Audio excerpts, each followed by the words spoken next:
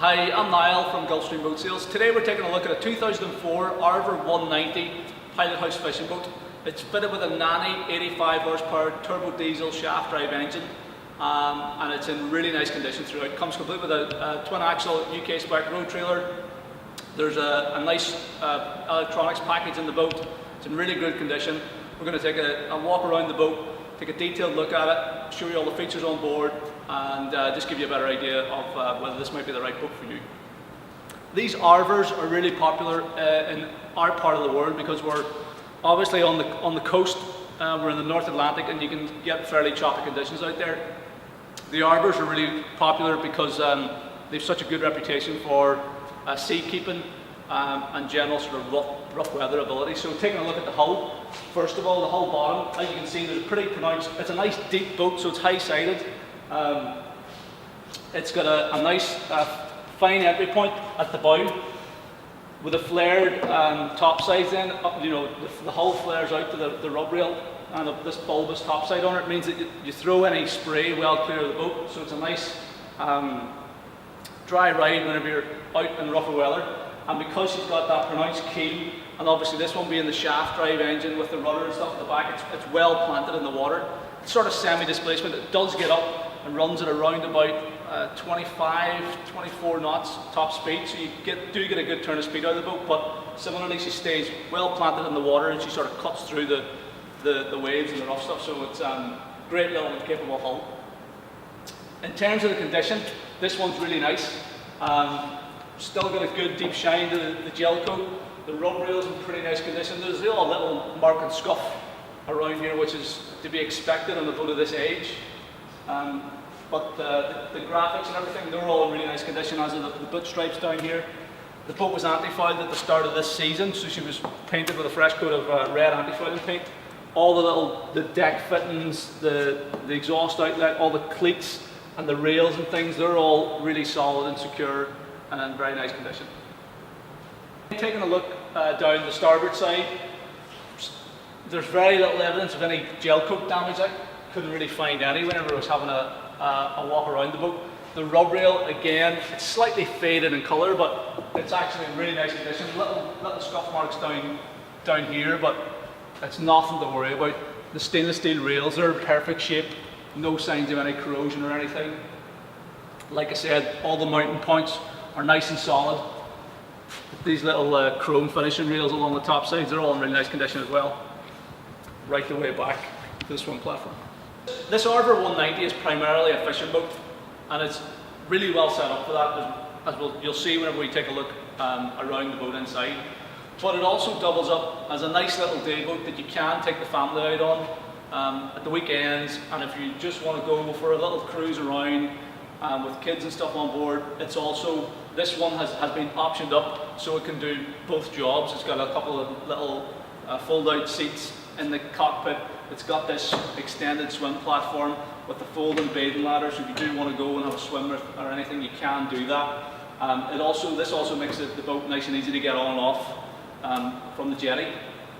You can see here, integrated into the swim platform, we've got an auxiliary engine bracket that'll carry probably up to like a 10 horsepower outboard engine, just to work as a backup and get you home safe type thing. Again, the condition of everything back here is really nice. Got a big chunky rub rail around the swim platform. It's got a few little minor marks on it, but nothing of any significance whatsoever, and nothing to concern yourself with. Taking a look and underneath the transom, you can see that the anti-fouling paint's in really good condition the whole way throughout the hull, and it was just done at the start of the season, so you don't have to worry about that until next year. The anodes are pretty good as well. We'll probably do until the end of this season. You might want to get them changed before the boat is launched next year. We've got a 4-blade prop, which is in a pretty good nick as well. And then we've got our deck range here as well. All the little fixtures and fittings are all present and correct. There's no big rust stains or anything running off any of the hull fittings, which means that everything's nice and well sealed in the boat, so you shouldn't have any leaks or anything. And yeah, just generally speaking, this boat, as you'll see as we walk through it, it's in really nice shape. This is the type of boat that I like to get my hands on because, well, first of all, I know the owner and I've known him for the last 4 or 5 years. throughout his ownership of the boat. It's been really well looked after. I know he hasn't really spared any expense in keeping the boat up to date with the maintenance and the upkeep of her. She's been wintered out of the water, she's been well serviced, there's a bunch of history with it in terms of like service records. It's also a genuine UK boat. It was sold originally by the UK dealer for Arvor back in 2004. It's VAT paid, and like I said, all the paperwork trail is all there to back up the pedigree of the boat.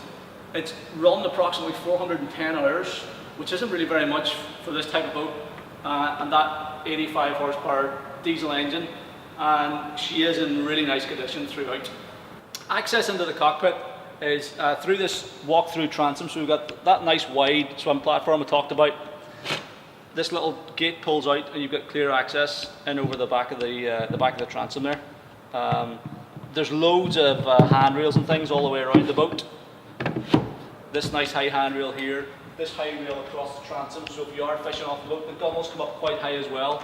So if you are fishing off the boat, you feel secure inside it. There's lots of rod holders. We've got a couple on the rails at the back. Then I think we've got 4 in total recessed into the top side moldings here. So we've got these ones in those little teak capping panels. We've got these ones recessed into the transom. Little bait preparation area here. We've got a big live well or bait box or whatever there, just underneath. We've got our diesel fill point here with nice stainless steel diesel cap. And then we've got a little tackle box arrangement here with, this is built into the boat. We've got, half a dozen trays there for keeping all your bits and pieces of fishing tackle. The boat is CE category C rated for coastal use, and it's rated to carry up to 6 people. There's also plenty of room on the decks, both the aft deck, and there's a good bit of space up around the foredeck as well for fishing, up to 6 people off the boat. All the decks are molded non-skid. They obviously are self-bailing, so if any water finds its way into the boat, it drains automatically over the side. Also, it means you can leave the boat outside, on a mooring without having to worry about putting covers over the back end of it. You can just close the door and step off it for whenever you're finished, hit it with a hose. So the upkeep and maintenance is really good. There's bags of storage throughout here as well. We've got storage boxes either side of it. We've got a huge big engine box, which will take our engine bay, which we'll take a look at in just a minute. But we've also got these 2 storage areas outboard of the main engine compartment. As you can see, looking into all these compartments, they're all nice and dry. There's no water stains or anything in there, and they're nice and clean as well. So again, that's a really good sign that the boat has been well looked after. Another thing I want to point out to you are these little teak fold-out seats. So you can see from the pictures, we'll take a bunch of pictures with these seats in position, but they're nice and easy to fold out. They fold down completely flush, so they don't take up any deck area whenever you're not using them. But like I said, if you want to go out on a Sunday afternoon, just take the kids out for a run, or take somebody out for just go for a little day cruise or have a picnic on board. It's really easy to do that, and even with the seat set up, still lots of deck space for moving around. The boat has an excellent wheelhouse and cabin arrangement. It's a really good size. We'll take a look inside it now in just a minute. But it's set up right in the middle of the boat. It's well set forward as well, so it balances out the weight of the boat. So it sits at a nice and level sort of running angle whenever you're underway. So you never lose sight of the horizon or any of that sort of carry. The boat sits, it's the hull sort of meets the waves just where you want it to. Sits nice and flat in the water. We've got good side decks then, access up both sides of the wheelhouse. So they're probably about maybe 9 inches, 10 inches wide. So you get easy access up to the foredeck. So we'll take a quick look up there now. The handrails here are well placed for making your way safely to the front of the boat. The guardrails come up nice and high. As soon as you come up this step, they're up to sort of thigh height, which is good. We've got integrated handrails on the roof of the wheelhouse.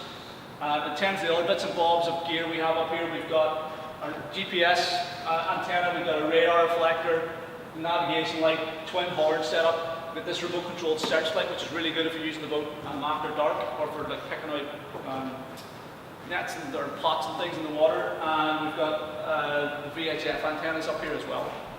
Again, the condition's really nice. We've also got a big opening roof hatch as well for ventilation and light inside the cabin. As I said, the side decks are nice and wide. There's a decent bit of space to move around up here. Little recessed area for sitting on the front of the wheelhouse there. We've got a mooring bollard here, nice stainless steel anchor roller, and then we've got a big anchor lock here as well, which I'll show you in just a minute. So all the mooring equipment up here, this bollard, the anchor roller, the rails, they're all really solid. I don't think this doesn't look like it's been used very much, this setup. I know the current owner, who's had the boat since 2009, has kept it in the marina entirely. He's probably, and I don't think he's sort of the type of guy who goes out, does his fishing, comes back in and ties it up. So all this is in really nice shape. Big anchor locker, the anchor, the chain, the rope is all included as well. Because we've got this centre opening in the bow rails, if you're having to moor in a marina, bows too, then it's easy to jump in and out of the boat that way as well, if you're not on a long enough finger to be able to jump on the swim platform. So it's a really practical setup, and the condition wise, everything up here is really good. It really does look like a boat that's much younger than 2004. So taking a look in the engine bay now, so we've got a big hatch for access. You see the soundproofing material there and the big rubber seal around it. So it's the quality of the build on this boat's very good, and that's pretty easily apparent. We've got this nanny 85 horsepower turbo diesel engine, shaft driven, gives the boat a really good turn of speed. It sort of gets up to, because it's sort of semi-displacement anyway, there's no noticeable bow rise or any of that sort of carry on. There's no labouring to get on the plane, it just sort of goes at whatever speed you want to set it at.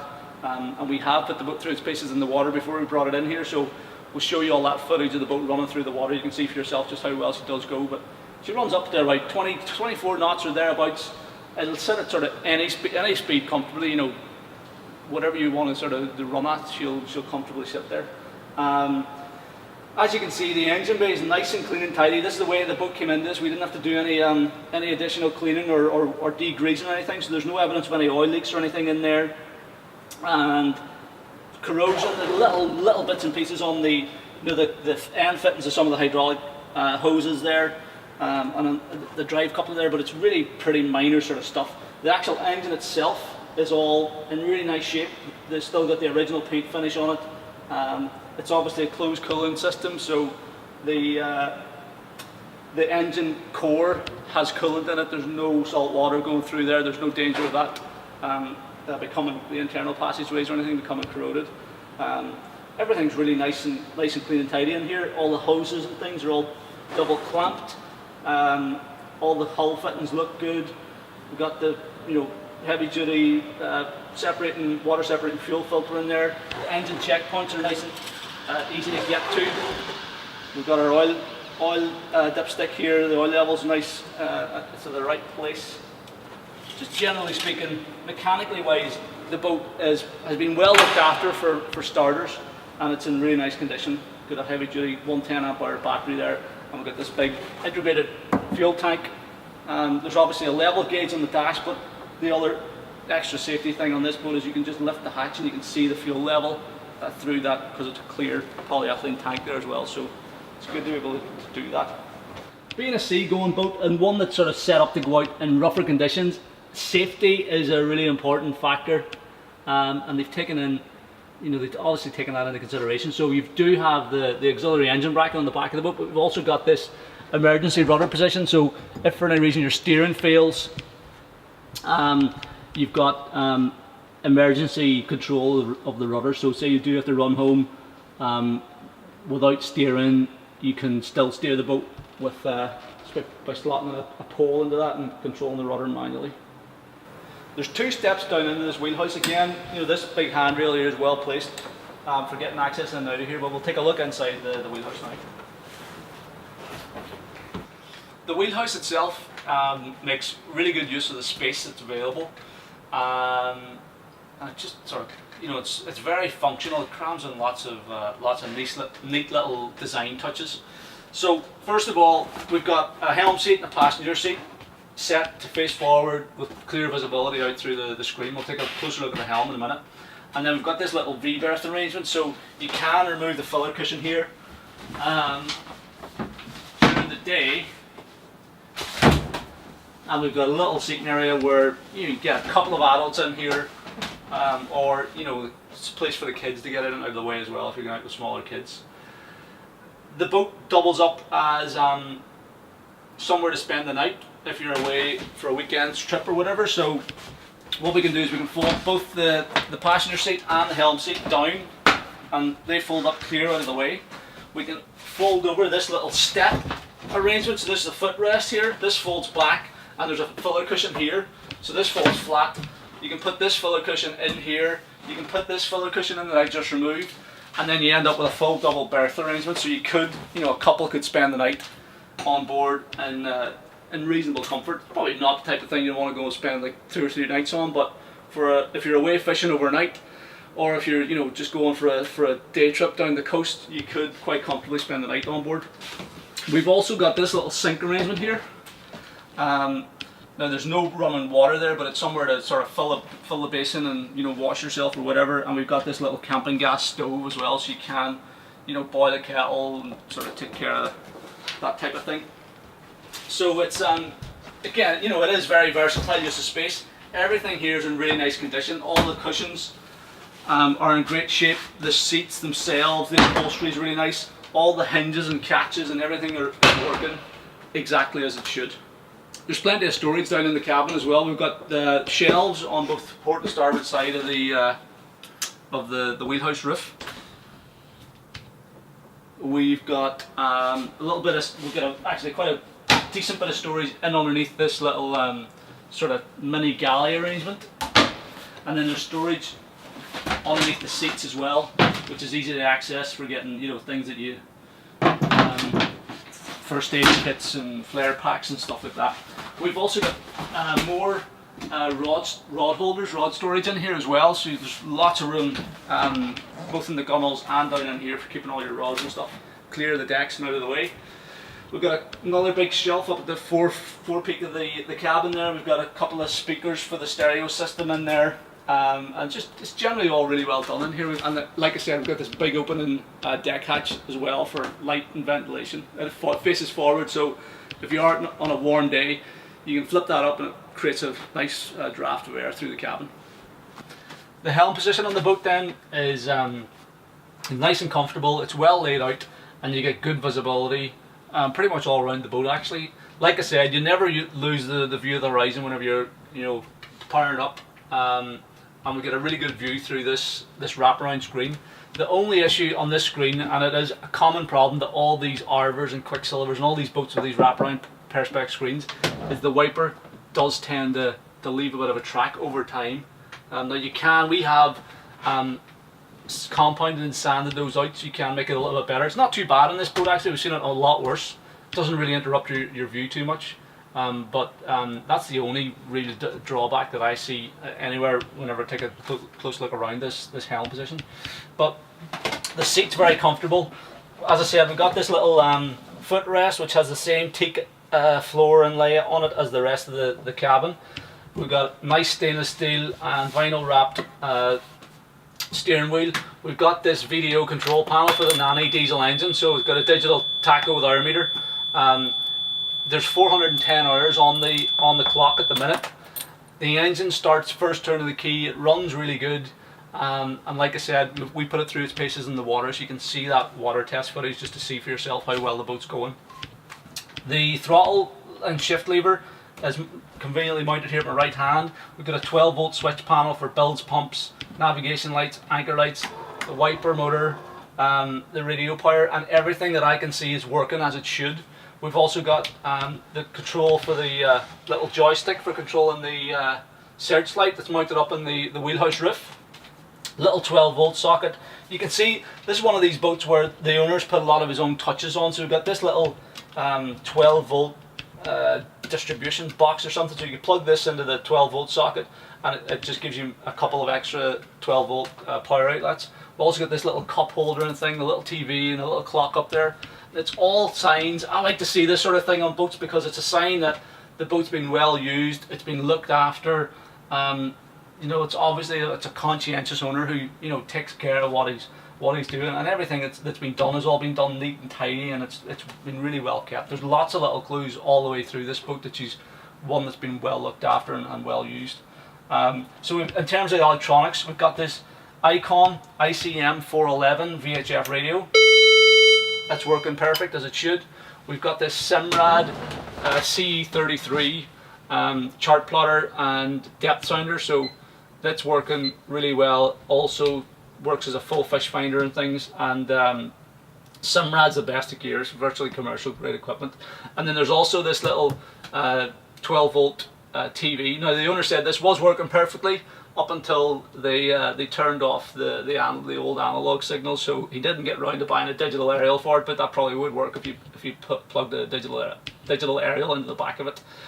And then we've got just the stereo CD player. Again, it's in perfect working order. We've got the cabin, the speakers down there, and it's in really good working order as well. So the boat's really well set up. It's got everything you would need on a boat of this size for coastal navigating, for fishing around the coast. We've also got the big Plastimo compass there as well. So you know, there's really nothing to do to this boat, and because everything's working, and it's obviously the boat was serviced at the start of the season as well. I should have said that, so that, you know, she's just been serviced, she's just been anti-foiled, it's ready to just go to the water and go fishing with.